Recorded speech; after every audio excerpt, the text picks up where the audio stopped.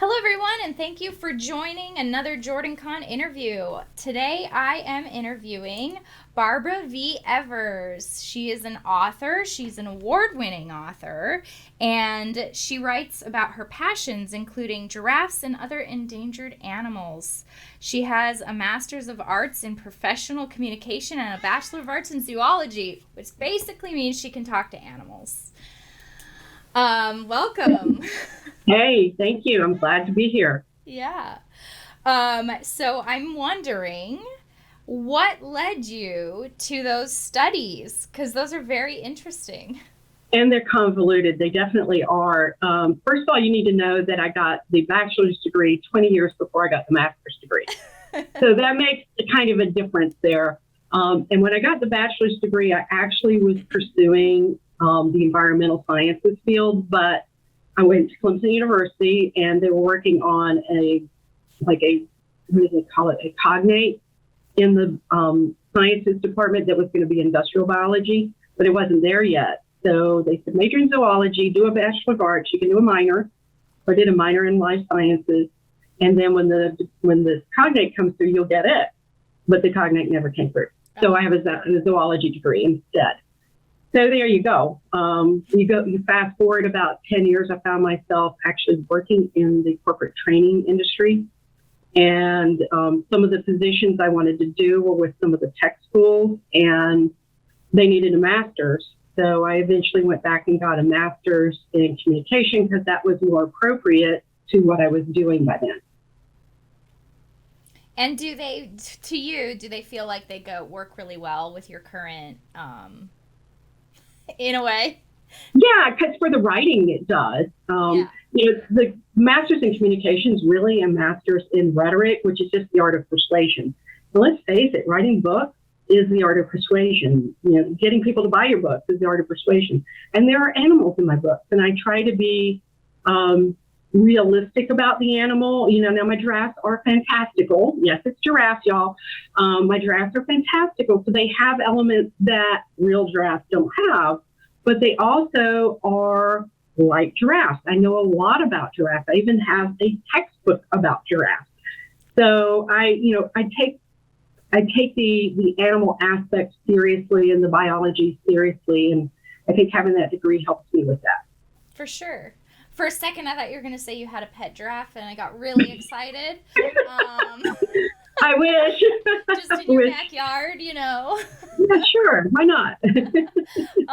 That's amazing. And so these fantastical giraffes, and are they present in your fantasy trilogy, which you have beautifully displayed behind you? The Watchers of Monaya, the Watchers in Exile, and the Watchers at War. Let me move so they can see the second book. The second book, definitely. There's giraffes on every one of the covers, but on the second one, it's kind of funny how the artist took what I told him about that second book, and that's not how it went down in the book. She's on the back of a giraffe one time, and it is not an easy ride, but that's how he drew it, and let's face it, it's a striking cover. So, it is. Yay, like it. But they are definitely part of this world. And the Watchers are female warriors who, Manaya is a matriarchy, and the Watchers are female warriors. And a lot of their gifts, and they have the gift of sight, a lot of their gifts are patterned after what a giraffe does. So a giraffe, you may not know this, can see a long distance. And so the Watchers were gifted by the Creator with sight, which includes the ability to see long distances, also the ability to read the horizon real well, and read the landscape, and read people really well. So they'll notice the things that most people don't notice, and they'll be able to read danger into things. And giraffes are considered the watchtower of Africa. So Watchers are warriors who are protecting the kingdom of Manaya. And of course, Manaya doesn't exist in our world. This is not a Earth. This is a alternate world. Yeah. But it's still, the kingdom of Manaya is more along the savanna of Africa as far as landscape. It's an Earth-like planet. Right. Yeah. Right. Fun. I love that. I don't think I've ever read a series where giraffes are prominent like that. So it's very unique. It is. It made a lot of people look at me askance when I started trying to get someone to pick it up. It was not easy to get someone to take it and publish it. I had to find the right publisher for it. Mm-hmm. But what gets me is there's so many giraffe lovers out there, and they're like, she had me at giraffe.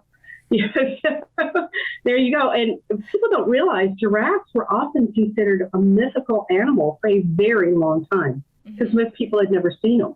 Yeah. So they were right up there with the unicorn as far as mythology goes. I mean, it's not often that people can make it to the savannah to see giraffes until, zoos came around, and then they're everywhere, and it's still fantastical. Kind of it like really pandas, is. It's just this animal exists. Yeah, and it's really cool. And yeah. The interesting thing is I work with Giraffe Conservation Foundation. I actually donate 5% of my royalties to them because giraffes in Africa are actually endangered. And so I feel like I should be giving back since I love giraffes and they're in my books. But one of the things I've learned from them is there are people in Africa who have never seen a giraffe. Wow. So there you go. Yeah, that's pretty... I mean, that's really sad because that probably has to do with the fact that they are endangered and there aren't as many as there used to be. It does. There's about 117,000 in the wild. To give you a perspective, there are 4 elephants for every giraffe in the wild. So they're more endangered than elephants. I feel like this is one of the only places I've heard of that being an endangered animal. I feel like maybe it's not very well known that giraffes are endangered. So it's really nice that we're able to be helping maybe not just myself learn this, but other people who are watching this learning about giraffes being endangered. And, I, for one, am now going to do some more research on this after this call. Glad to hear it. Yeah. So would you say that giraffes are your favorite animal? Oh, yeah. For sure. Hands down. Yeah. They are my favorite animal. And they have been since I was 17. What drew you to loving giraffes? It's really kind of a stupid story, but I was in Washington, D.C. with my family visiting my aunt and uncle, and they took us to the Washington Zoo. Okay. And so, I was a teenager. I thought I was too cool to be wandering around with my parents and my aunt and my uncle and my younger sister. Yeah. So I wandered off and ended up just waiting on them at the giraffe enclosure. And so I sat down on a bench. Lo and behold, how zoos, the bench is never open. Well, the bench was open. I sat down on the bench and stared at this giraffe who stared back at me for about 30 minutes. Wow. We just kind of watched each other. And you had a connection with that giraffe. I did. And it's funny because they're very curious animals. Mm-hmm. So I guess he was trying to figure out why I was sitting there so long. I say my pictures of that are so out of focus because it was, a little Kodak Instagram, Instamatic camera long before digital cameras. And so I can't tell you now if that was a male or a female. Now today I could look at one and tell you, but right. You know more about giraffes now. Right, exactly. But it kind of hooked me. And I've been with them. They could have been just looking at you because they wanted a cookie. And they did not do giraffe feeding then. I fed a lot of giraffes in a lot of animal parks now. In fact, my author photo is from San Diego Wild Animal Park, and we did the 3-hour tour where you can see giraffes and rhinos. And my husband and I were the only ones on the tour. So we got to pretty much focus on... It's like a VIP trip. It was really cool because we had 3 staff people with us and 2 of us. I got to feed all the food to the giraffes unless unless I let my husband do it. And one of the people who was on the tour with us was actually a giraffe expert. I'm still in contact with her, but I was able to pick her brain, which was kind of cool. What a great connection. Yeah, it was really a lot of fun. That trip was obviously meant to be. Absolutely. Absolutely. I absolutely love stories like that where you're in one place just on vacation and you happen to meet someone and then they're your contact forever because Right. of whatever it is. And so that's really great. Yeah, it's fun. We're Facebook friends, and I've gone to her with questions and stuff. So, how long and what got you into writing? I've been writing, and writing is probably not the right word for it because before I didn't know how to write. Creating stories? I was creating stories. I actually dictated them. I didn't know this. One of my aunts told me. And it caught me off guard because we were at a family reunion. I was in my 30s. And she goes, what's going on with your writing? I'm like, how did you know I write? And she goes, because you used to dictate stories to me when you were 4 years old. And I'm like, oh my gosh. I didn't know that, but I've always written. I always had stories I was making up. I wrote a bunch of them as a kid, and I would do little competitions in school, and I discovered I was good. Kids liked my stories. I created my own little children's storybook, and I illustrated it. I actually, when I was 14, wrote a novel that will never see the light of day because it's really bad. But, it was my own kind of dreamings and everything, and I had this story, and I hid it, and I discovered later from my younger sister that she and her friend knew where I hid it, and they would go read it. I'm like, oh no. But anyway, it's pretty funny, yeah. But I've written all my life. I didn't get anything published until later. My first published story, I was actually in college, and I had a short story I submitted to one of these college, literary magazines, and it got an honorable mention.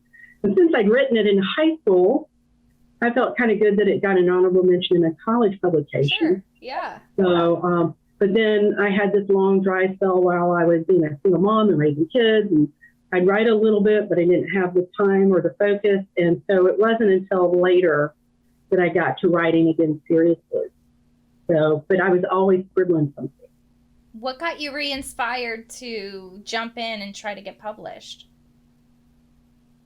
Well, there's this story that kept sticking in my brain, the Mania story, and it was just there. And some stories just don't leave you alone. They just say, write me now. Make me known to the world. You've got to do this. And so I started writing it. Now, it took a long time.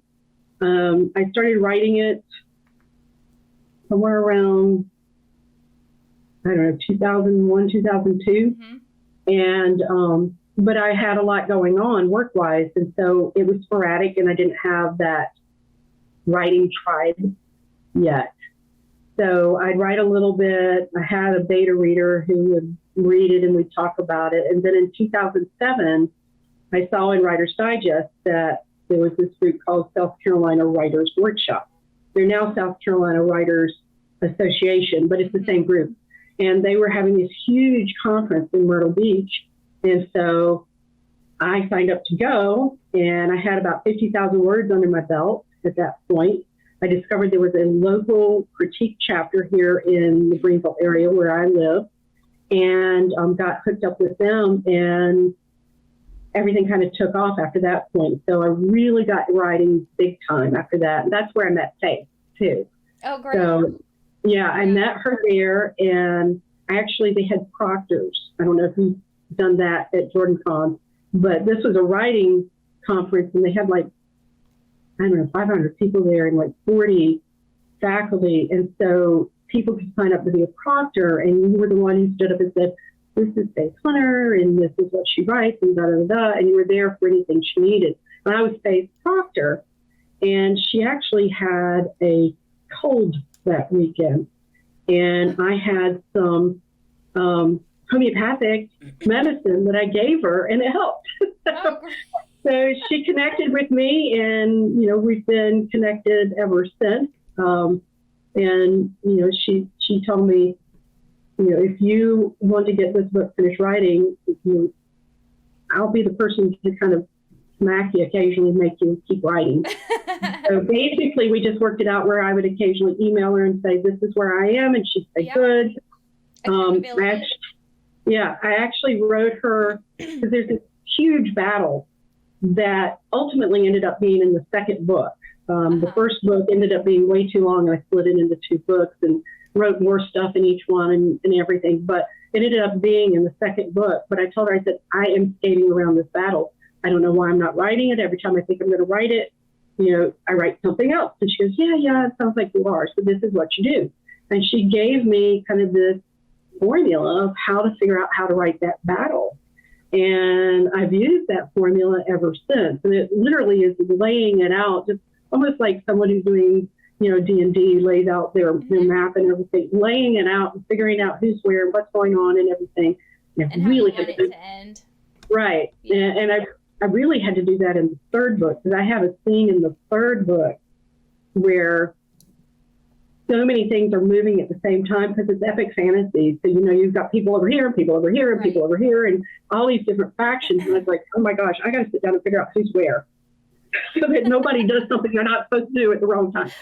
So, I had to sit back and, I had to make sure all the strings got tied up and nothing was out of whack. And then I had a developmental editor who worked with me, and she goes, yep, you got it. It all worked. So I was like, yay.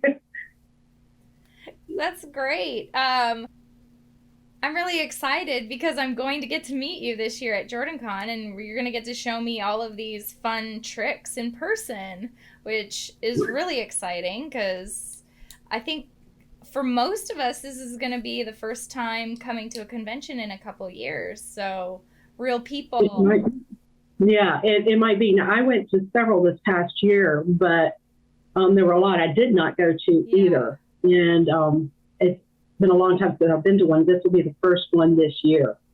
So I'm really excited. It's going to be my first convention in a couple of years, and so I'm pretty excited to see old faces, new faces. And so I am excited that you're coming. And so does that mean that you are interested and have read The Wheel of Time? Oh, absolutely. In fact, The Wheel of Time was a huge influence on my writing The Watchers of Mania. If you go to my website, there's a blog post somewhere back in the last 5-6 months that actually talks about the influence the Wheel of Time had on my writing of The Watchers of Mania. Because I have this matriarchy, I have these strong women. I do have strong men in the book too. It's not, totally just women. Yeah. But at the same point, the Watchers, there's probably a little bit of Aiel in the Watchers. Oh, wonderful. There's probably a little bit of that. Not a lot, and there is actually one character in the Watchers. If you look this side, the blonde, there is the blonde. Her root came from Elaine. Oh, that's fun. She's nothing like Elaine. She's just inspired by Elaine. She's inspired by Elaine. Very much inspired by Elaine. And she has a mantra in that third book. I'm not a spoiled princess. Princess. Her name is Lyra, and her story arc is incredible. She's not the main character. The main character is Adana, who's the one on all 3 covers. But she and the other character on the third cover tried to take over the book from Adana in the third book. They have incredible story arcs, and I just was so excited when that was panning out and I was writing that. That's lovely. I love that is such an inspiration, and I'm really excited. I haven't read this series yet, so I'm very excited. Now I have time to read it before JordanCon. Yay! Yay! Which is really exciting because then I can be like, ooh, tell me more about this character. Right. Yeah. So I wanted to know if you enjoy any particular characters in the Wheel of Time, or like who your favorite characters are, and or what your favorite scenes are. Okay. So hands down, Terrence and Egwene were always my favorite. Yeah. Always my favorite. And then I liked the others, Rand and Matt and Nynaeve. Matt he was probably my least favorite of the group, but still, I liked what happened with him, and especially with the Daughter of the Nine Moons and all that. And I'll be honest with you, I'm a big picture person, so I can't pull out the details some of the Jordan fans can. Yeah. But, you know, and I'm re-listening to the books now. I'm doing them on audio. This is, I guess, third or fourth time through the series. But definitely Egwene and Perrin. And, you know, some of the scenes that have always stuck with me was when Nynaeve and Egwene and sorry. Yeah, sorry, spoiler. Yeah. And Elaine are with the traveling circus. I do love that. Yeah. I have this image of Elaine on the tightrope. I know. I've never lost it. You know. I actually just reread that book recently, and so it's pretty fresh in my mind. That's a really good part of the books. I enjoy it because it's a unique. Right. Of course, you love that. That's where the animals are. Yeah, maybe so. Well, and the funny thing is, guess what my other favorite scene is? My other favorite scene is Perrin with the wolves. Yeah. So Animals. There you go. Animals. And my next book that I'm working on actually has wolves in it. So Oh, exciting. But anyway, yeah. There's a lot of scenes that stick with me. I love when Egwene was raised. And again, spoiler, I won't say much more than that. You know, if you've read the series, you know what I mean. Yeah. And how she's not as easy a pushover as they think she's going to be. Yeah. And, you know, I think that's something that I feel like Robert Jordan did a really good job of writing strong females. Mm-hmm. And I really love that your female characters are based on strong females, right, from Robert Jordan's world. Well, he at least influenced me, and it gave me the permission to write them, if that makes sense, in that way. And I don't know if I ever completely planned it, you know, but it turns out my thing seems to be matriarchies and animals, because my next series with the wolves is also a matriarchy. It's urban fantasy, so it won't be set in an epic world. And I'm hoping it'll be a series of several books. But anyway, I am always a big fan of wolves, so any book series with wolves in it I've probably read. So that's exciting. And these wolves are different. I'm trying to find, I was calling them spirit wolves, but I don't mean that in the way the Native Americans mean. So I may be changing what I call them. So if anybody has an idea of what I can call them, because they are actually manifested by these women who are called enchanters, and each person manifests their own wolf. And so it's spirit and in dream until a certain point where they come into their powers, and then it becomes manifested into an actual wolf. And it's unique to each woman. Yes, and each woman has her own. And if you go from country to country, it's not always wolves, but the ones in the U.S. have wolves. So wonderful. So I'm wondering, do you have a tagline for your series? I do. It is a warrior princess, a dying queen, a traitor returned from the dead, and a shocking deathbed command. Oh, and telepathic giraffe. You cannot forget the giraffe. Never forget the giraffes. Never forget the giraffe. So, and basically, that's kind of the setup in the first book. That's and great.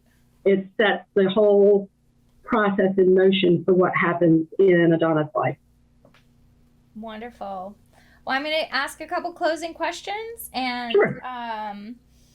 I just want to let you know, thank you for joining me today and spending time.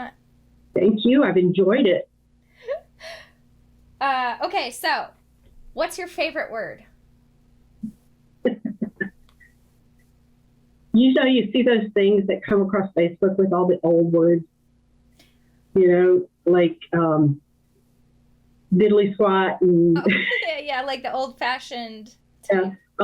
So there are certain words that I'm always trying to figure out how to toss them in, the old ones. So the one word that I love, and I'll toss it into my blogs every now and then, is balderdash. Balderdash. So somebody told you this and told you this. Well, balderdash. And then I'll say, I have just wanted to use that word. And then I go on with it because it's just this ridiculous word, but I love it. I'm curious if you've ever played the balderdash game. I think I have, but it's been a while. It's pretty fun. Yeah. So do you have a least favorite word? This is a pet peeve for me when I'm looking at my fellow writers' work. They will sometimes have a person walk somewhere and they say they stepped. They stepped. I hate that. Nobody steps. Nobody, unless they are taking specific steps. Yeah. You don't step to the window. You walk to the window. You approach the window. Maybe you rush to the window. You march, but you don't. You appear at the window. Yeah. We're at the window, right? But you don't. I hate it when people do that. Now, the word step is fine in any other use. But when they use it for walking, it's the manner in which it's used. Yeah. It drives me bananas, and everybody in my writing group knows it. You have strong opinions about this. Yes, but they all have strong opinions about things too. So we accept and love each other anyway. Yeah. Well, Barbara, it was lovely to talk to you. Thank you so much for your time, and I hope you have a great rest of your day. Thank you so much. I really enjoyed it, and I cannot wait to get to see everybody in just 2 months. I know. It's coming up quick. All right. Bye.